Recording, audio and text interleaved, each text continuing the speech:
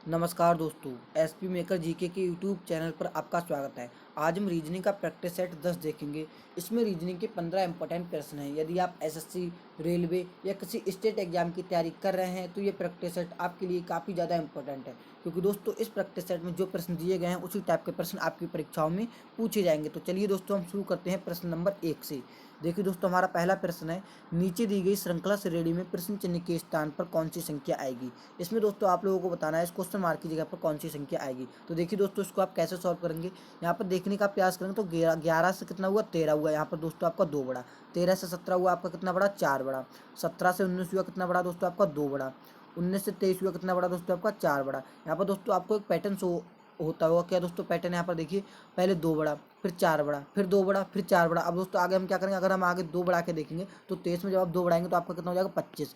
25 दोस्तों, लेकिन जब आप ऑप्शन में देखेंगे आपका कोई सा ऑप्शन में 25 दिया हुआ नहीं है। तो दोस्तों ये वाला सवाल हमारा इस मेथड से नहीं होगा। देखिए इसको आप तो कैसे सॉल्व करेंगे। दोस्तों अगर आप इन सभी संख्याओं को ध्यान से देखेंगे तो आपको दोस्तों शो होता होगा सभी की सभी जो संख्या है वो क्या है, अभाज्य संख्या यहाँ पर दी हुई है। यहाँ पर देखिए पहली क्या है, 11, फिर 13, फिर 17, फिर 19, फिर 23। अब दोस्तों 23 से आगे की अभाज्य संख्या क्या होती है, क्या होती है दोस्तों, 29। क्या होती है, 29। अब आप देखेंगे 29 आपका कौन सा ऑप्शन में दिया हुआ है, यहाँ पर आपका ऑप्शन नंबर बी में दिया हुआ है। तो यहाँ पर हमारा ऑप्शन नंबर बी सही जवाब हो जाएगा। नेक्स्ट प्रश्न देखिए, प्रश्न नंबर 2। उस विकल्प का चयन करें जो तीसरी संख्या से ठीक उसी प्रकार संबंधित है जिस प्रकार दूसरी संख्या पहली संख्या से संबंधित है। ये दोस्तों आपका नंबर एनालॉजी से संबंधित काफ़ी ज़्यादा इंपॉर्टेंट प्रश्न है और दोस्तों आपका एसएससी जीडी 2022 में पूछा गया प्रश्न है। इसको देखिए आप कैसे सॉल्व करेंगे। सबसे पहले दोस्तों आप लोगों को पता लगाना है कि चार चार का संबंध इन्होंने 256 से कैसे दिया है। उसी आधार पर हमें बताना है कि 7 का संबंध किससे होगा। दोस्तों अगर हम यहाँ क्या करें, 4 का दोस्तों अगर हम क्या करते हैं, स्क्वायर कर दें तो 4 का स्क्वायर दोस्तों कितना होता है, 16। अगर दोस्तों हमें 16 का भी स्क्वायर कर दें तो यहाँ पर हमें 256 मिल जाएगा। यही दोस्तों हमने क्या करा, स्क्वायर का भी स्क्वायर करा तो यहाँ पर हमें संख्या मिल रही है। यही दोस्तों यहाँ पर हमने क्या करा, 4 का पहले स्क्वायर किया, फिर 16 का भी यहाँ पर स्क्वायर कर दिया। यही दोस्तों स्क्वायर का स्क्वायर करा तो यहाँ पर हमें ये संख्या मिल रही है। अब इसी आधार पर हमें क्या करना है, सबसे पहले 7 का स्क्वायर करना है। तो 7 का स्क्वायर आपका कितना हो जाएगा, 49। अगर दोस्तों 49 का भी हम स्क्वायर कर दें तो आपका यहाँ पर कितना निकल के आ जाएगा, 2401। कितना निकल के आ जाएगा, 2401। 49 का स्क्वायर दोस्तों कितना होता है, 2401। तो आप देखेंगे आपको कौन सा ऑप्शन में 2401 दिया हुआ है, आपका ऑप्शन नंबर सी में दिया हुआ है। तो आपका ऑप्शन नंबर सी यहाँ पर सही जवाब हो जाएगा। नेक्स्ट प्रश्न देखिए, प्रश्न नंबर 3। उस वैनारिक का चयन करें जो निम्नलिखित वर्गों के बीच संबंध को सही निरूपित करता है। ये दोस्तों आपको वेन डायग्राम से संबंधित प्रश्न है। दोस्तों अगर आपको किसी प्रश्न का उत्तर हमसे पहले पता तो आप कमेंट करके जरूर बता देना। यहाँ पर देखिए इसको आप कैसे सॉल्व करेंगे। जब भी दोस्तों आपकी परीक्षा में वेन डायग्राम संबंधित प्रश्न पूछा जाए तो आपको दोस्तों पता लगाना है किसका संबंध किससे है और किससे नहीं है। यहाँ पर देखिए हमारा फल दिया हुआ है सेब, संतरा। सबसे पहले दोस्तों इसको करने के लिए आप क्या बनाएंगे, एक आपने वेन आरेख बना लिया फल का, और दोस्तों फल के अंदर आप क्या करेंगे, सेब का एक आरेख रख देंगे और उसके अंदर क्या रख देंगे, संतरा रख देंगे। यानी दोस्तों सबसे पहले हमने किसका बनाया था, सबसे पहले हमने किसका बनाया, ये फल का बनाया। उसके अंदर दोस्तों फल के अंदर हमने क्या रख दिया, यहाँ पर सेब रख दिया, क्योंकि दोस्तों आपको पता है सेब भी फल होता है और दोस्तों क्या संतरा भी क्या है, एक संतरा भी आपका यहाँ पर फल होता है। तो आपको दोनों इस प्रकार से आ जाएंगे। अब आप देखेंगे आपको कौन सा ऑप्शन इस प्रकार दिया हुआ है, तो आपका यहाँ पर ऑप्शन नंबर ए में दिया हुआ है। तो आपका यहाँ पर ऑप्शन नंबर ए एकदम से सही जवाब हो जाएगा। नेक्स्ट प्रश्न देखिए, प्रश्न नंबर 4। एक कूट भाषा में स्टेटमेंट को TUBUFNFOB लिखा जाता है, उस तो बैंकिंग को क्या लिखा जाएगा। दोस्तों आप लोगों को पता लगाना है कि इन्होंने स्टेटमेंट को इस प्रकार कैसे लिखा है, उसी आधार पर हम बता देंगे बैंकिंग को कैसे लिखा जाएगा। तो इसको करने के लिए सबसे पहले आप क्या करेंगे, स्टेटमेंट को इस प्रकार लिख लीजिए, STATEMENT। उसके दोस्तों आपको जस्ट नीचे लिख लेना जो इन्होंने लिखा है, यानी क्या लिखा है इन्होंने,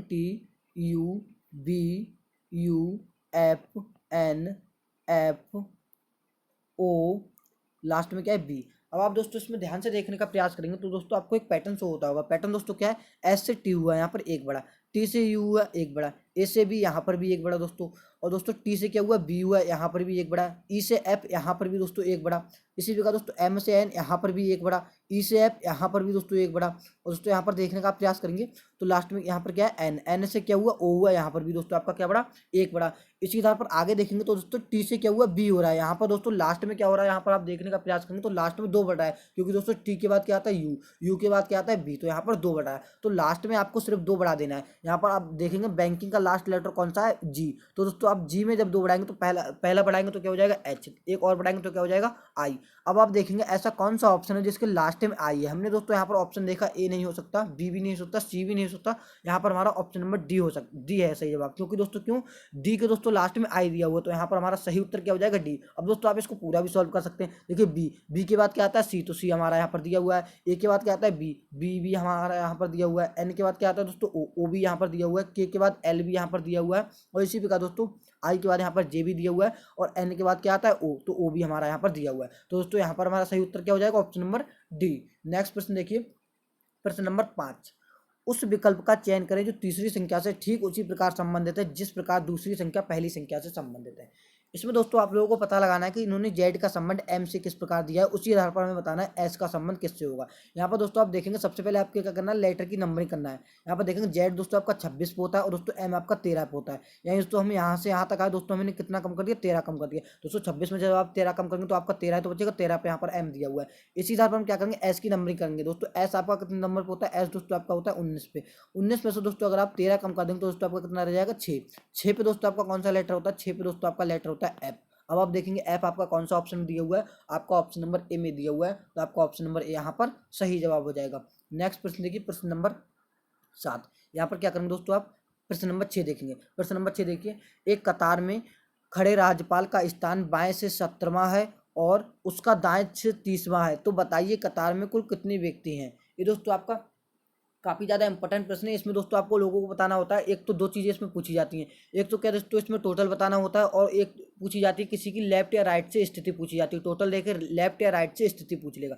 तो इसको दोस्तों करने के लिए आपको सबसे पहले एक सूत्र याद कर लेना है, उसी पर आधारित आपका सभी प्रश्न हो जाते हैं। टोटल इज इक्वल टू आपका फार्मूला होता है राइट प्लस लेफ्ट माइनस 1।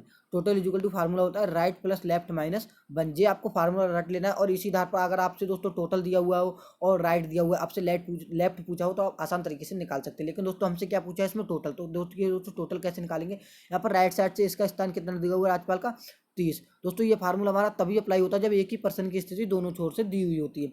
अब यहाँ पर देखिए लेफ्ट से कितना दिया है 70, तो आप यहाँ पर 70 लिख दीजिए और माइनस क्या करेंगे, आप यहाँ पर 1 लिख दीजिए। इस आधार पर आप क्या करेंगे, 1 लिख दीजिए। जब आप इन सबको जोड़ेंगे तो दोस्तों आप जोड़ेंगे 17 और 30 आपका कितना हो जाएगा दोस्तों, 100 में से जब आप एक कम कर देंगे तो दोस्तों आपका यहाँ पर आपको क्या करना है, 17 और 30 आप जोड़ेंगे कितना हो जाएगा आपका यहाँ पर 100 में से आपको क्या करना है, एक कम कर देना। जब आप 100 में से एक कम कर देंगे तो दोस्तों आपका यहाँ पर कितना बचेगा, 99। अब आप देखेंगे 99 आपका कौन सा ऑप्शन में दिया हुआ है, आपका यहाँ पर ऑप्शन नंबर बी में दिया हुआ है, तो आपका ऑप्शन नंबर बी यहाँ पर सही जवाब हो जाएगा। उम्मीद करता हूँ दोस्तों जब भी ऐसा प्रश्न आपकी परीक्षा में पूछा जाएगा तो आप ये वाला सूत्र लगा के अपना उत्तर ले आएंगे। नेक्स्ट प्रश्न देखिए, प्रश्न नंबर 7। यदि 50 भाग 10 बराबर 25 और 30 भाग 2 बराबर 225 लिखा जाता है तो 110 भाग 2 को किस प्रकार लिखा जाएगा। दोस्तों इसमें आप लोगों को सबसे पहले पता लगाना है, इन्होंने 50 भाग 10 को 25 कैसे लिखा है। उसी आधार पर इन्होंने 30 भाग 2 को 225 कैसे लिखा है, उसी आधार पर हम बता देंगे 110 भाग 2 को कैसे लिखा जाएगा।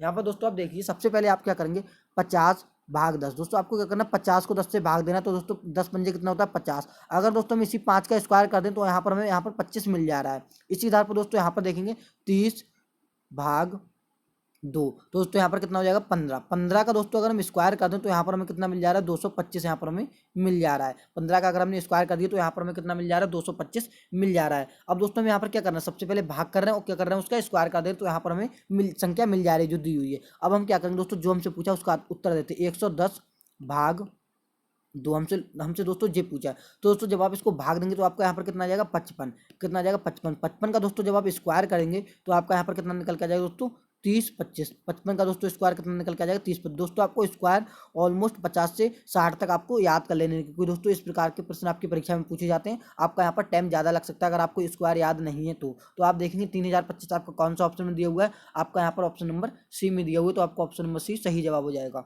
नेक्स्ट प्रश्न देखिए, प्रश्न नंबर 8।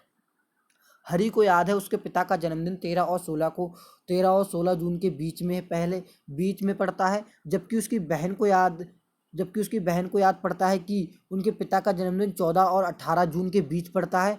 उनके पिता का जन्मदिन किस दिन होगा जिस पर दोनों सहमत हो। ये दोस्तों आपका कैलेंडर से संबंधित काफी ज्यादा इंपॉर्टेंट प्रश्न है। और दोस्तों इस प्रकार के प्रश्न भी आपकी यूपी पुलिस में पूछे जाते हैं और दोस्तों एसएससी जीडी में भी प्रश्न पूछे जाते हैं। देखिए तो आप कैसे सॉल्व करेंगे। सबसे पहले दोस्तों आपको क्या है, प्रश्न हमसे कह रहा है जिस पर दोनों सहमत है, आपको वो वाली डेट बतानी है। तो सबसे पहले क्या, हरि को याद है कि उसके पिताजी का जन्मदिन, हरि को याद है कि उसके पिताजी का जन्मदिन है वो 13 से 16 जून के बीच में है। यानी दोस्तों हरि को याद है कि 13 से 16 जून के बीच में है। यानी दोस्तों यहाँ पर वो 14 को भी पता है, उसको 14 में भी बना सकता है, 15 में भी, और दोस्तों यहाँ पर 16 दिया हुआ है। यानी दोस्तों उसको पता है कि मतलब 13 और 16 के बीच में। यानी दोस्तों इसकी किसी भी 14 और 15 किसी भी डेट में हो सकता है। प्रश्न को आगे पढ़िए। जबकि उसकी बहन को याद पड़ता है कि उसके पिता का जन्मदिन 14 और 18 के बीच में है। यानी दोस्तों उसकी बहन को पता चलता है कि 14 और 18 यानी 14 यहाँ पर दिया हुआ है और यहाँ पर 16, 17, 18। अब दोस्तों आप वो संख्या यहाँ पर लेंगे जो दोनों सहमत हो। यहाँ पर देखेंगे हरि को याद है कि 13 और 16 के बीच में है, 13 और 16 के बीच में है। लेकिन उसकी बहन को याद पड़ता है कि उसके पिता का जन्मदिन 14 और 18 के बीच में, 14 और 18 के बीच में। तो दोस्तों दोनों कौन सी बात पर सहमत है, यहाँ पर दोस्तों हरि की बात यहाँ पर समाप्त होगी। लेकिन दोस्तों दोनों कौन सी एक डेट पर सहमत है, तो आपको यहाँ पर शो होता होगा 15। 15 क्या है दोस्तों, दोनों लोग सहमत है। और प्रश्न हमसे यही पूछ रहा था कि उसके पिता का जन्मदिन किस दिन होगा जिस पर दोनों सहमत हो। तो किस तारीख पर दोनों लोग सहमत हो, तो ऑप्शन नंबर यहाँ पर बी हमारा सही हो जाएगा। क्योंकि दोस्तों 15 तारीख पर दोनों लोग सहमत है कि यहाँ 15 तारीख को उनके पिताजी का जन्म मनाया जाएगा। नेक्स्ट प्रश्न देखिए, प्रश्न नंबर 9। उस विकल्प का चयन करें जो तीसरे शब्द से ठीक उसी प्रकार संबंधित है जिस प्रकार दूसरा पद पहले पद से संबंधित है। ये दोस्तों आपका एनालॉजी से संबंधित काफी ज्यादा इंपॉर्टेंट प्रश्न है। और दोस्तों ये आपका शब्द एनालॉजी संबंधित है। इसमें दोस्तों आपको क्या पता लगाना होता है, सबसे पहले यहाँ पर देखिए इन्होंने लखनऊ का संबंध उत्तर प्रदेश से दिया हुआ है, उसी आधार पर हमें बताना है कोहिमा का संबंध किससे होगा। दोस्तों आप लोगों को पता होगा लखनऊ दोस्तों क्या, उत्तर प्रदेश की राजधानी, उत्तर प्रदेश की राजधानी क्या है, लखनऊ। अब दोस्तों आप लोगों को पता लगाना कोहिमा किसकी राजधानी है। अब आप देखेंगे ऑप्शन में उत्तराखंड नहीं हो सकता, हिमाचल प्रदेश नहीं हो सकता, अरुणाचल प्रदेश भी नहीं हो सकता, लेकिन हाँ दोस्तों नागालैंड की राजधानी क्या होती है, कोहिमा। तो दोस्तों यहाँ पर क्वेश्चन मार्क की जगह पर क्या आ जाएगा आपका, यहाँ पर नागालैंड। क्वेश्चन मार्क की जगह पर आपका क्या आ जाएगा यहाँ पर, नागालैंड। यानी दोस्तों क्या आ जाएगा आपका यहाँ पर क्वेश्चन मार्क की जगह पर नागालैंड। कोहिमा किसकी राजधानी होती है, नागालैंड। यहाँ पर लखनऊ किसकी राजधानी होती है, उत्तर प्रदेश की। तो यहाँ पर हमारा ऑप्शन नंबर डी सही जवाब हो जाएगा। नेक्स्ट प्रश्न देखिए, प्रश्न नंबर 10। KLMNOP पहली पंक्ति में एक दूसरे के बगल में बैठकर फिल्म देख रहे हैं। KO के दाईं ओर निकट स्तंभ बैठता है, L दाएं सिरे से दूसरे स्थान पर बैठा है, MP के बाईं ओर निकट बैठा है, N किसी एक सिरे पर बैठा है, N और M के बीच में दो व्यक्ति बैठे हैं, बाएं सिरे से दूसरे स्थान पर कौन बैठा है। ये दोस्तों आपका रैंकिंग टेस्ट से संबंधित काफी ज्यादा इंपॉर्टेंट प्रश्न है। सॉरी ये आपका सिटिंग अरेंजमेंट से संबंधित काफी ज्यादा इंपॉर्टेंट प्रश्न है। सिटिंग अरेंजमेंट दोस्तों, सिटिंग अरेंजमेंट के जब भी प्रश्न आए तो आपको क्या करना है, देखिए इसमें आपको दो टाइप के प्रश्न पूछे जाते हैं। एक तो दोस्तों क्या है, पंक्ति में बैठे हुए होते हैं, और एक क्या होते हैं दोस्तों मतलब एक केंद्र की ओर मुंह करके बैठे होते हैं। मतलब जैसे कोई ताश खेल रहा है तो वो केंद्र की ओर मुंह करके बैठे हैं, और भी कोई भी हो सकता है, एक टेबल के चारों ओर बैठ सकते हैं केंद्र की ओर मुंह करके। लेकिन दोस्तों इसमें क्या, हमारी पंक्ति में बैठे हुए हैं। यहाँ पर कितने पर्सन है दोस्तों, KLMNOP बैठे हुए हैं। पहली पंक्ति में एक दूसरे के बगल में बैठे हुए हैं। दोस्तों क्या है, एक पंक्ति बनी हुई है, यहाँ पर एक दूसरे के बगल में बैठे हुए और क्या कर रहे हैं दोस्तों, फिल्म देख रहे हैं। अब हमारा प्रश्न यहाँ पर से मेन स्टार्ट होता है। के जो है के वो ओ के दाईं ओर है दोस्तों, के क्या है वो ओ के दाईं ओर है। तो आप क्या करेंगे, यहाँ पर आप के को बना लीजिए। के क्या है दोस्तों, ओ के दाईं ओर है, ओ के दाईं ओर। अब आप क्या करेंगे, ओ को इधर बना लीजिए। अब दोस्तों ओ के दाईं ओर यहाँ पर हमारा के हो गया, ओ के दाईं ओर क्या हो गया, यहाँ पर हमारा के हो गया। अब आगे प्रश्न को पढ़ेंगे आप, यहाँ पर देखेंगे एल दाएं सिरे से दूसरे स्थान पर है। एल क्या है दोस्तों, दाएं सिरे से, ये दोस्तों क्या है दायां सिरा, ये दोस्तों क्या है बायां सिरा। तो एल क्या है, दाएं सिरे से दूसरे स्थान पर। यहाँ पर दोस्तों कोई एक और प्रश्न हो सकता है, यहाँ पर आप क्या करेंगे, एल क्या है दूसरे स्थान पर, तो आप यहाँ पर एल लिख दीजिए। आगे प्रश्न को पढ़ेंगे, MP के बाईं ओर निकटतम बैठा है। M क्या है दोस्तों, MP के बाईं ओर, M दोस्तों आप यहाँ पर क्या करेंगे, M क्या है P के बाईं ओर बैठा है। यानी दोस्तों क्या करेंगे, M आप यहाँ बनाएंगे, P आप यहाँ बनाएंगे। यानी दोस्तों M क्या है P के बाईं ओर, तो दोस्तों बाईं ओर यहाँ पर ये वाली बात भी हमारी यहाँ पर फॉलो हो गई। M क्या है P के बाईं ओर बैठा है। आगे प्रश्न को पढ़ेंगे, N किसी एक सिरे पर बैठा है। N क्या है दोस्तों, किसी एक सिरे पर बैठा है। तो दोस्तों एक सिरा हमारा कौन सा खाली रहेगा, यहाँ पर एक ही सिरा खाली रहेगा, तो आप यहाँ पर N को बैठा दीजिए।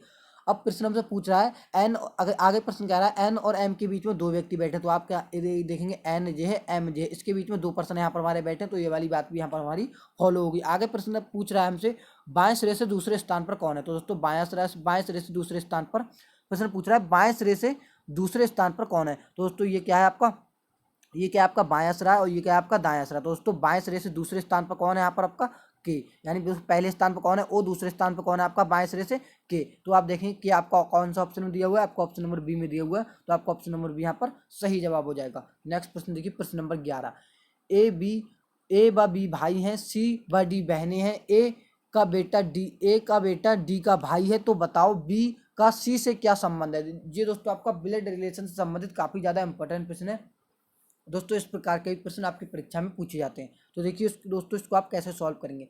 सबसे पहले आपको यहाँ पर से प्रश्न सॉल्व करना, जो दोस्तों हमसे ऊपर की जनरेशन होती है उनको आप ऊपर लिखेंगे, और जो दोस्तों आपसे नीचे की जनरेशन होती है उसको आप नीचे लिखेंगे। अब यहाँ पर देखिए ए क्या है, ए बी का भाई है। ए दोस्तों क्या है, ए क्या है, ए बी का भाई है, ए बी का भाई, तो आप इस प्रकार लिख दीजिए। प्रश्न आगे कह रहा है सी व डी बहनें हैं, यहाँ पर आप लिख दीजिए सी और ब डी क्या है, जो दोनों आपस में क्या है, बहनें हैं। ये भी बहन, सी भी बहन और डी भी बहन, जो दोनों आपस में बहनें, यहाँ पर आप इसको अलग लिख दीजिए। अब प्रश्न को पढ़ेंगे, ए का बेटा, यहाँ पर पढ़ेंगे ए का बेटा डी का भाई है। जो ए का बेटा है, ए का बेटा वो डी का भाई है। यहाँ पर देखेंगे ए का बेटा, तो ए का आप बेटा बनाएंगे, ए का बेटा क्या है, डी का भाई है। ए का बेटा क्या है, यहाँ पर आप देखेंगे ए का बेटा डी का भाई है। यहाँ पर देखेंगे आप ए का बेटा, प्रश्न हमसे कह रहा है ए का बेटा डी का भाई है, तो दोस्तों क्या हो जाएगा, डी का भाई। यहाँ पर आप डी बनाएंगे और यहाँ पर क्या आ जाएगा, सी आ जाएगा। यहाँ पर देखिए इस प्रकार से प्रश्न आएगा। प्रश्न में कह रहा है ए का बेटा डी का भाई है, या तो ए का बेटा क्या है, डी का, यहाँ पर सी आएगा। यहाँ पर देखिए सी क्या है, ए का बेटा, सी ए का बेटा है, और जी क्या है, इसका भाई है। प्रश्न से कह रहा है ए का बेटा डी का भाई, तो ए का बेटा यहाँ पर डी का भाई हो गया। ए का बेटा कौन है, यहाँ पर देखिए सी। अब प्रश्न में पूछा तो बताओ बी का सी से क्या संबंध है, बी का सी से क्या संबंध है। बी का सी से पूछ रहा है, ये दोनों क्या है दोस्तों, आपस में भाई भाई है। क्या है दोस्तों, आपस में भाई भाई, और दोस्तों इसका बेटा। अगर ये दोस्तों क्या है, अगर आप अपने ऊपर लेके, अगर दोस्तों आपके पिता है, आपके पिता का लड़का आपके भाई, मतलब आपके पिता के भाई से क्या कहेगा, तो क्या कहेगा दोस्तों, चाचा। ये क्या है, आपस में भाई भाई, तो कुछ इससे क्या कहेगा, वो चाचा कहेगा। तो आपका चाचा कौन सा ऑप्शन में दिया हुआ है, आपका ऑप्शन नंबर बी में दिया हुआ है, तो आपका ऑप्शन नंबर बी यहाँ पर सही जवाब हो जाएगा। नेक्स्ट प्रश्न देखिए, प्रश्न नंबर 12, यदि गुणा का अर्थ प्लस, प्लस का अर्थ है भाग, भाग का अर्थ है माइनस, और माइनस का अर्थ है गुणा, तो निम्न व्यंजक का मान क्या होगा। दोस्तों हमसे प्रश्न में ये सब चिन्ह बदलकर हमें इस समीकरण को सॉल्व करना है कि इसका मान क्या होगा। ये दोस्तों आपका मैथमेटिकल से संबंधित काफी ज्यादा इंपॉर्टेंट प्रश्न है, और दोस्तों आपका एसएससी जीडी में प्रश्न आपका पूछा गया, तो इसको देखिए आप कैसे सॉल्व करेंगे। सबसे पहले दोस्तों जो चिन्ह हमें बदलने को कह रहा है वो चिन्ह हमें आप क्या करेंगे, चेंज करेंगे। सबसे पहले यहाँ पर देखिए, सबसे पहले आप यहाँ पर 5 लिखेंगे, 5 के बाद यहाँ पर आप देखेंगे माइनस, तो आप देखेंगे माइनस वाली लाइन यहाँ पर कहाँ पर है, माइनस वाली लाइन देखिए यहाँ पर दिया है कि माइनस को क्या कहा जाता है, माइनस का अर्थ है गुणा, तो आप यहाँ पर क्या लगा देंगे, गुणा लगा देंगे, गुणा 7। अब आप देखेंगे गुणा वाली लाइन, यहाँ पर देखेंगे गुणा वाली लाइन, गुणा का अर्थ है प्लस, गुणा का अर्थ क्या है, तो आप प्लस, तो आप यहाँ पर प्लस लगा दीजिए। इसी आधार पर आगे पढ़ेंगे, आगे क्या है यहाँ पर प्लस, तो आप देखेंगे यहाँ पर प्लस वाली लाइन क्या है, प्लस। देखिए यहाँ पर प्लस का अर्थ है भाग, तो आप यहाँ पर क्या कर देंगे, भाग लगा देंगे, यहाँ पर 3 लिख देंगे। अब आप देखेंगे भाग वाली लाइन, भाग वाली लाइन दोस्तों आपको कहाँ पर दी हुई, यहाँ पर देखिए भाग का अर्थ है माइनस, तो आप यहाँ पर क्या कर देंगे, माइनस लगा के 2 लिख देंगे। अब दोस्तों आप इस समीकरण को सॉल्व करेंगे तो जो भी आएगा वो आपका यहाँ पर उत्तर होगा। सबसे पहले आप चलेंगे बॉडमास नियम के अकॉर्डिंग। सबसे पहले आप क्या करेंगे, भाग, इसको भाग देंगे तो 3 3 कितना हो जाएगा आपका, यहाँ पर 9 हो जाएगा। इसी प्रकार सबसे अब आप क्या करेंगे, यहाँ पर गुणा करेंगे, 5 7 कितना हो गया आपका 35, 35 प्लस 3 माइनस 2, यहाँ पर आप करेंगे तो 35 में से 3 करेंगे आपका कितना हो जाएगा 32, 32 में से जब आप यहाँ पर देखेंगे 3 3 कितना हो गया आपका 9, 5 7 कितना हो गया आपका, 5 7 कितना हो गया दोस्तों आपका 5 6 30, 5 7 35, 35। यहाँ पर आप 35 में से आप 35 में आप सबसे पहले 3 जोड़ेंगे क्योंकि दोस्तों यहाँ पर प्लस है, तो 35 और 3 आपका कितना होगा 38, 38 में से जब आप 2 कम करेंगे दोस्तों आपका कितना रह जाएगा 36। अब आप देखेंगे 36 आपका कौन सा ऑप्शन दिया हुआ है, आपका यहाँ पर ऑप्शन नंबर डी में दिया हुआ है, तो आपका ऑप्शन नंबर डी यहाँ पर सही जवाब हो जाएगा। नेक्स्ट प्रश्न देखिए, प्रश्न नंबर 13, दिए गए कथनों में से कौन सा निष्कर्ष कथनों का तार्किक रूप से अनुसरण करता है। ये आपको कथन दिया हुआ है, ये आपको निष्कर्ष दिया हुआ है। ये दोस्तों आपका कथन और निष्कर्ष से संबंधित काफी ज्यादा इंपॉर्टेंट प्रश्न, और दोस्तों आपकी सभी परीक्षाओं में कथन और निष्कर्ष से संबंधित 1 या 2 प्रश्न आपकी परीक्षाओं में पूछे जाते हैं, और दोस्तों बड़े आसान प्रश्न तो हैं। इनको देखिए आप कैसे सॉल्व करेंगे। सबसे पहले क्या है, कुछ एल्बम फोटो है, तो सबसे पहले आप क्या करेंगे, आप एक बैन आरेख बनाएंगे, ठीक है। आपने बना लिया कुछ ए बना लिया आपने एल्बम का, कुछ एल्बम क्या है फोटो है, तो आप यहाँ पर कुछ एल्बम को फोटो के अंदर कर दीजिए। आगे प्रश्न को पढ़ेंगे, सभी के सभी जो फोटो है वो क्या है, फ्रेम है, सभी के सभी जो फोटो क्या है फ्रेम, तो सभी के सभी जो फोटो है वो क्या है फ्रेम, तो फ्रेम को आप यहाँ पर एफ से डिनोट कर लीजिए। यहाँ पर दोस्तों हमारे कथन कंप्लीट हो गए। कथन हमसे पहला कह रहा था कुछ एल्बम फोटो है, तो यहाँ पर हमने कुछ एल्बम फोटो बना लिया। सभी फोटो फ्रेम है, तो सभी फोटो हमने फ्रेम में बना लिया। अब निष्कर्ष देखेंगे कौन सा निष्कर्ष क्या कह रहा है। यहाँ पर देखेंगे पहला निष्कर्ष दोस्तों हमसे कह रहा है कुछ एल्बम्स फ्रेम है, कुछ एल्बम्स क्या है फ्रेम है। तो यहाँ पर देखेंगे ये वाली बात हमारी सत्य हो रही है या नहीं, देखेंगे नहीं हो रही। यहाँ पर देखेंगे प्रश्न कह रहा है कुछ एल्बम्स क्या है फ्रेम्स। अब आप देखेंगे एल्बम्स, कुछ एल्बम्स क्या है फ्रेम्स, तो ये वाली बात हमारी फॉलो हो रही है, ये इसका क्या आ जाएगा, कुछ एल्बम्स का फ्रेम में आ जाएगा। यानी दोस्तों ये वाली बात हमारी यहाँ पर सही हो जाएगी। आगे पढ़ेंगे कोई फोटो एल्बम नहीं है, ये तो दोस्तों बात हमारी गलत हो गई, क्योंकि यहाँ पर आप देखेंगे कोई फोटो एल्बम नहीं है, फोटो ये है एल्बम नहीं। तो दोस्तों कुछ फोटो तो एल्बम है और प्रश्न हमसे कह रहा था कोई फोटो एल्बम नहीं है, तो यहाँ पर ये वाली बात हमारी गलत हो जाएगी। यानी दोस्तों दूसरा हमारा गलत हो जाएगा, पहला हमारा सही हो जाएगा। तो यहाँ पर देखेंगे आपको कौन सा ऑप्शन यहाँ पर सही हो जाएगा, तो आपका यहाँ पर ए ऑप्शन सही हो जाएगा, क्योंकि दोस्तों ए में लिखा गया केवल पहला अनुसरण करता है, तो यहाँ पर केवल पहला ही अनुसरण कर रहा है। तो हमारा यहाँ पर कौन सा राइट आंसर हो जाएगा, ऑप्शन नंबर ए। नेक्स्ट प्रश्न देखिए, प्रश्न नंबर 14। उस विकल्प का चयन करें जो तीसरे अक्षर समूह से ठीक उसी प्रकार संबंधित है जिस प्रकार दूसरा अक्षर पहले अक्षर से संबंधित है।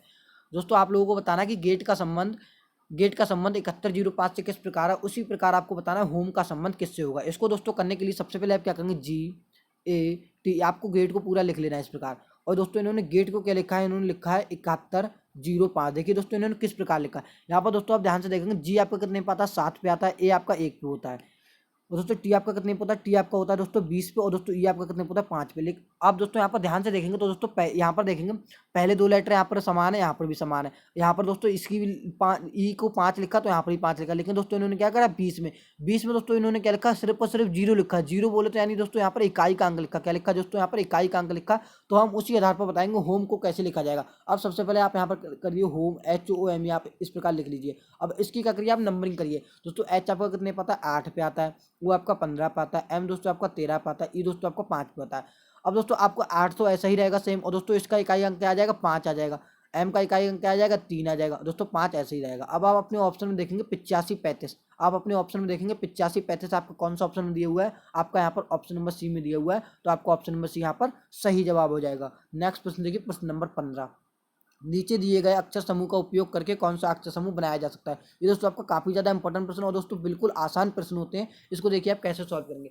फिर हमसे कह रहा है नीचे दिए गए अक्षर समूह का उपयोग करके कौन सा अक्षर समूह बनाया जा सकता है, कौन सा अक्षर समूह बनाया जा सकता है। तो आप देखेंगे कौन सा अक्षर समूह बनाया जा सकता है। यहाँ पर दोस्तों आप देखेंगे सबसे पहले आप यहाँ पर क्या करेंगे, स्कैन टेक्निक का यूज करेंगे। स्कैन टेक्निक दोस्तों क्या होती है, आप दोस्तों ऑप्शन में देखते ही बता देंगे कौन सा बनाया जा सकता है, कौन सा नहीं बनाया जा सकता है। यहाँ पर दोस्तों आप देखेंगे तो पहला क्या है, FOMTL। अब आप देखेंगे यहाँ पर FOMTM मिल रहा है, FOMTL, FOM, यहाँ पर देखेंगे FOMTL, यानी दोस्तों पहला तो बनाया जा सकता। तो प्रश्न हमसे कह रहा था कौन सा अक्षर समूह बनाया जा सकता, तो यहाँ पर हमें पहला तो बनाया जा सकता है। यहाँ पर हमारा सही जवाब क्या हो जाएगा, ए। लेकिन हम और भी आगे चेक करके देख ले रहे हैं कि और कोई ऑप्शन नहीं है जो बनाया जा सकता है। यहाँ पर देखेंगे PLAFP, लेकिन दोस्तों यहाँ पर देखेंगे डबल पी आ गई है, डबल पी दोस्तों यहाँ पर एक ही पी है, तो यहाँ पर ये वाला नहीं बनाया जा सकता। अगले ऑप्शन चेक करेंगे LETBM, यहाँ पर दोस्तों बी तो कहीं से कहीं तक शो नहीं हो रहा, तो यहाँ पर ये वाला ऑप्शन भी हमारा नहीं हो सकता। यहाँ पर देखेंगे FOPPER, तो दोस्तों डबल पी तो हमारी ऑप्शन में है ही, यहाँ पर दी हुई नहीं है, तो यहाँ पर ये वाला भी ऑप्शन हमारा नहीं बनाया जा सकता। तो कौन सा ऑप्शन एक था जो बनाया जा सकता था, ऑप्शन नंबर ए। उम्मीद करता हूँ दोस्तों इस वीडियो में जितने भी प्रश्न मैंने समझा है आपको अच्छे तरीके से समझ में आ गए होंगे। दोस्तों कमेंट करके जरूर बताना इन 15 प्रश्नों में से आपका स्कोर कितना रहा। दोस्तों अगर आपको वीडियो पसंद आई हो तो वीडियो को जरूर लाइक कर दीजिए और हमारे चैनल से जुड़ना ना भूलें, ताकि हम अगले का प्रैक्टिस सेट अपलोड करें तो आपको नोटिफिकेशन मिल जाए। चलिए हम मिलते किसी और एक नेक्स्ट इंटरेस्टिंग वीडियो में, जब तक के लिए जय हिंद दोस्तों।